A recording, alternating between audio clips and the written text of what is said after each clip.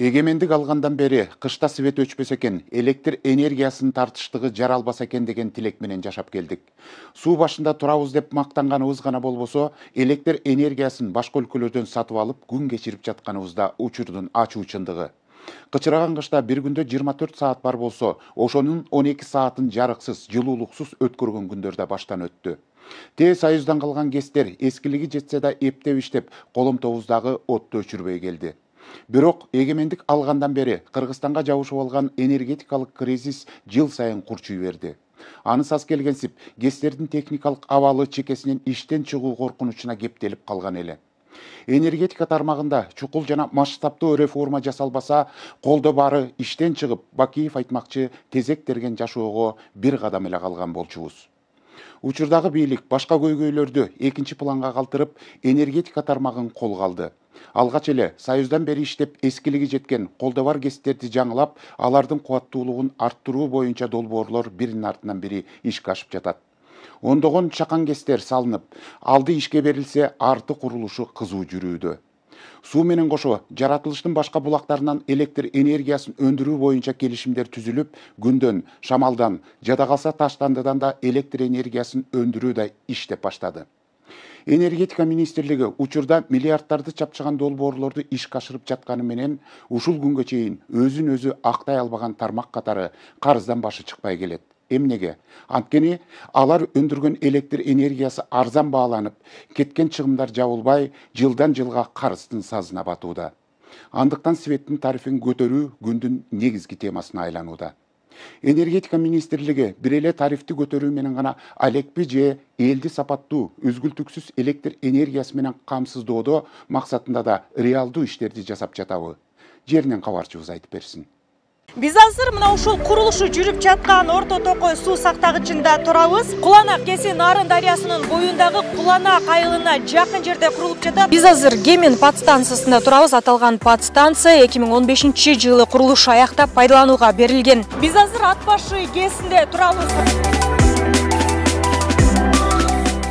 Кыргызстан 2030-жылдарга барып энергетикалык коопсуз өлкөгө айланабы. Учурда мамлекет башы Садыр Жапаровдун тапшырмасына ылайык өлкөдө масштабдуу энергетикалык курулуштар жүрүүдө. Өлкөнүн ар кайсы аймактарында чакан жана ири гестердин курулушу мамлекеттин экологиялык таза энергияга жетүүсүнө мүмкүнчүлүк түзөт деген ишеним артылууда. 27-жылдан баштап планыбыз бар. Биздин урматтуу президентибиз койгон 27-жылдан баштап biz мындайча айтканда импорттобой калышыбыз керек. Өзүбүз Кыргызстан Республикасында колдонуп аткан электр энергияны, мисалы үчүн быйыл 18 миллиард киловатт саат электр энергияны колдосок, ошону жабышыбыз керек. Анан 30-жылдан баштап экспорттогон мамлекетке чыгышыбыз керек. Мурдагыдай кыш ичи жарык өчпөйбү деген суроолор улам актуалдуулугун жоготуп отуруп, азыр калктын көкөйүндө баа саясаты болууда. Жыл сайын тарифтин көтөрүлүшү калк арасында нааразычылыктарды жаратып, суроо талаптарды пайда кылат. Энергетика министрлиги элди кызыктырган бул суроолорго түшүндүрмө берип келет. Маалым болгондой, 1-майдан тарта тарифке дагы 26 тыйын кошулат. Жалпы 2030-жылга чейин электр энергиясына тариф 2 сом 60 тыйынга чейин жетиши күтүлүүдө. Ал эми жеке тараптар куруп жаткан гестерден улам баа саясаты кандай болот деген суроолор жаралат. Министр Таалайбек Ибраев тарифтердин бааланышын мамлекет өзү көзөмөлгө аларын, жеке тарапага кийлигишпей тургандыгын баса белгиледи. Тарифти Кыргыз мамлекетинде биз мамлекет көзөмөлдөйт. Эч кандай частный компания көзөмөлдөбөйт. Булар аргасыздан биздин тарифке макул болот. Анткени булар деген чыккан электр энергияны мамлекеттин карамагындагы линияга кошот. Ал жак башка жакка булар алып бара албайт.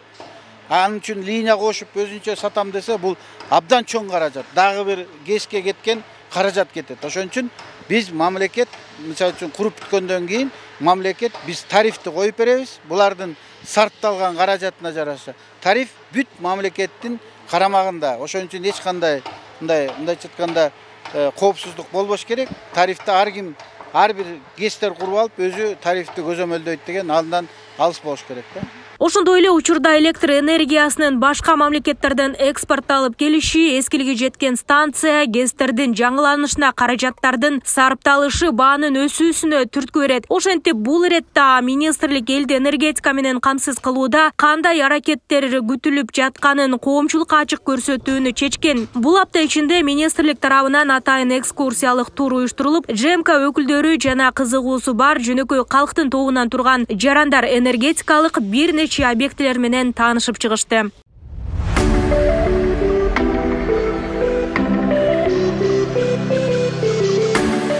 Кыргызстан электр энергиясынын таңкыстыгын жоюу максатында ири долбоорлорду баштады. Өзүңүздөргө маалым болгондой эле бүгүнкү күндө ири жана чакан ГЭСтердин курулушуна старт берилген.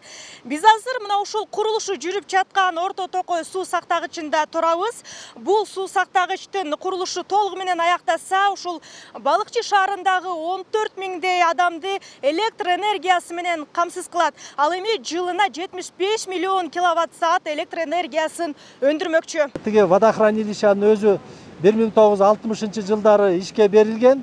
Бул водохранилищанын объему 470 миллион куб сууну сактап, анан вегетационный периодта чүй өрөөнүн жана Казакстан мамлекетиндагы сугат суулары менен камсыз кылат. Станциянын долбоорлук кубаттуулугу 21 мегаватт, ар бири 7 мегаваттан 3 гидроагрегат аркылуу ишке ашат. Орточо жылдык электр энергиясын өндүрүү 75 миллион киловатт саат. Жалпы долбоордун болжол менен баасы 34,8 миллион АКШ доллары түзөт. Узундугу 71 метрди түзөт. Ал болсо бул верхний беф деп коебуз. Өйдө жагы мына схемада. А бул жер болсо здание ГЭС мына бул жерде турат, здание ГЭС түшөт турган. Аталган суу сактагычтын курулуш иштери өзүңүздөр көрүп тургандай эле активдүү жүрүп жатат. Бул жерде байкалгандай эле биринчи курулуш иштерине атайын инфра түзүм түзүлүп, мына ушундай алгач жолдор салынган. Андан сырткары бул жакта атайын техника мына ушундай тоннель казуу иштерин жүргүзүүдө.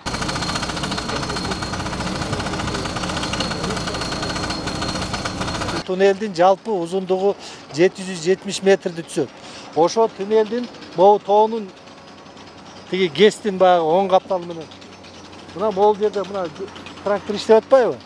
Ушул жерден келип, анан бул жерде водоприемник болот. Суу жанагы ГЭСке кетчи суу ошол жерден. Бардыгы 771 метр болсо, анын 636 метри казылып бүттү. 130 метрге чукул аралык калды. Кыргызстандын энергетика тармагында жаңы дем берүүчү ири долбоорлордун бири бул Куланак ГЭСинин курулушу. Анын курулушу бүгүнкү күндө дээрлик 40%га чукулдап калганы көрүнүп турат. Мында жалпысынан 4 агрегат орнотулат. Алардын ар бири 25 киловатт саат өндүрүп, жалпы 100 киловатт саатына өндүрүү болжолдонууда. Куланак айылынын жанында жайгашкан бул ГЭС 485 гектар аянтты ээлеп, долбоордун жалпы наркы 118 миллион долларды түзөт. Куланак ГЭСинин курулушу Нарын облусундагы энергетикалык дефицитти жоюуга багытталган. Бүгүнкү күндө бул аймакта кубаттуулугу 40 мегаватт болгон бир гана ГЭС иштеп жатат. Жаңы ГЭСтин ишке кириши менен аймактагы электр энергиясына болгон муктаждык толук кандуу камсыздалат. Азыр биз мына головной узел деп коет, Куланак ГЭСтин суу тосмо, суу алчу бөлүмүндө. Азыркы кезде бизде водосброс курулуп атат. Водосбросубуз сопрягающий устой деп коет. Аныбыз 90%га жакындап калды. Суу тосмо дамбасын деп коет, аны отсыпкага даярданып атабыз. ГЭСтин ишке кириши менен өлкөнүн энергетикалык коопсуздугу күчөйт. Андан тышкары жүздөгөн жаранга жумуш орундары түзүлүп, жергиликтүү калк үчүн экономикалык мүмкүнчүлүктөр кеңейет. Мыйзамдын чегинде, Кудай буйрса, 1% чыккан электр энергиянын барын, если 100 мегаватт чыкса, значит 1 мегаватты ушул регионго калат. Мисалы үчүн ошону электр энергияны улуттук электр тармактары сатып алат.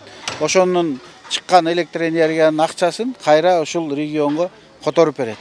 Бул жерде жумуш орундары пайда болот. Эгерде мисалы үчүн өзүңөр көрдүңөр, азыр 21 мегаваттык чакан ГЭСте 20-дан 30-га чейин адам иштейт деп атса, 100 мегаваттык ошону көбөйтүп койгула 5ке. Ошондо бул жерде 150-200 кишиден кем адам иштебейт. Ат баш кээси 1963-жылы курула баштаган.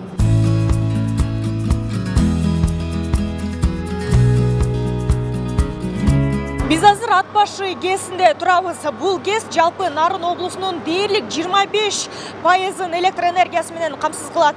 Бул жер өзүңүздөргө маалым болгондой эле толугу менен реконструкциядан өтүп, бүгүнкү күндө заманбап технология менен иштөөгө өткөн. Нарын облусунун Ат башы районундагы жайгашкан Ат башы КЭСи 1970-жылы эксплуатацияга берилген. Аталган объект Нарын облусунун энергетикалык коопсуздугун камсыз кылууда маанилүү роль ойнойт. Аймактын электр энергиясына болгон муктаждыгын 25%га чейин камсыз кылат. Айрыкча кыш мезгилинде жүктөм 4,36 эсепке чейин көбөйгөн учурда чоң салым кошот. Учурда объект реконструкциядан өтүп толугу менен жаңыланган. Азыр эч кандай муктаждык жок. Биз генераторлар эмес, выключательдерди, трансформаторларды, суу кирчү, суу чыкчу, спиральный камера бүт баарын алмаштырдык. Полностью Ат башы КЭС мындайча айтканда 100% жаңыланды да. Ошондуктан азыр биз эч кандай өзгөлтүксүз жок чыгарабыз. Мурун биз жылына 150-155 миллион киловатт-саат электр энергиясын чыгарсак бир жылда. Былтыркы мына 2024-те 203 миллионго чыгардык. Станцияда 4 гидроагрегат орнотулган, жалпы орнотулган кубаттуулук азыр 44,7 мегаваттты түзөт. Бул өлкөнүн жалпы электр тармагына кошумча дем берип, жүктөмдү бир топ жеңилдетти. 2024-жылы 203,8 миллион киловатт-саат электр энергиясын иштеп чыгарды. КЭСтин модернизациясы Швейцария өкмөтүнүн колдоосу менен ишке ашырылып, 80% каражат грант түрүндө берилген. Долбоордун алкагында бардык агрегаттар жаңыртылып, эскада системасы башкаруу жана мониторинг жабдыктары, трансформаторлар, өрт коопсуздугу жана муздатуу системалары заманбап жабдууларга алмаштырылган. Ар кайсы КЭСке барса айтып коет. Сууну минтиге, сууну сатып, сууну мындай алат, мына бүт баары онлайн режимде көрүп турат. Безопасность бардык жерде камера. Стратегический объект көрүнгөн бүт мындайча айтканда МВДнын службасы айтат. Бул жер болсо центральный ЦПУ деп коет, центральный пульт управления. Ушул жерден агрегаттарды бүт башкарабыз да, мындай айтканда управлениясы ушул жакта. Мурда баягы башкача эле эски панелдер аз бүт автоматташтырылып, компьютер менен башкарып калдык да. Нарын менен өтөт дагы, анан келип мына 500 киловольт кирген жери. Портал деп коет, дегенди көрдүңөрбү? Андан тышкары кошуна западный деген линиябыз бар. Кошуна казак мамлекети менен байланышыбыз бар да. Биз азыр Кемен подстанциясында турабыз. Аталган подстанция 2015-жылы курулушу аяктап пайдаланууга берилген.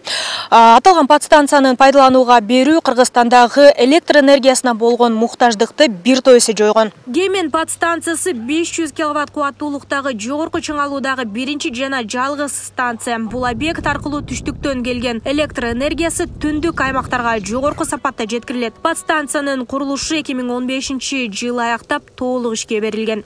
Мурун мисалы бул курула электе Токтобол КЭСине чыккан электр энергияны ушул кубаттуулукту, ушул электрден берип атканды биз Өзбекстан менен Казакстан менен айланып алып келчүбүз. Ал убакта бул линиябыз жок болчу. Анткени 500 киловольттук биздин линиялар бар, 509 деген. Анын пропускной способностью 1000 мегаваттын тегерегинде болсо, условно говоря, да. А биздин колдонуубуз 1,5дан көбүрөөк.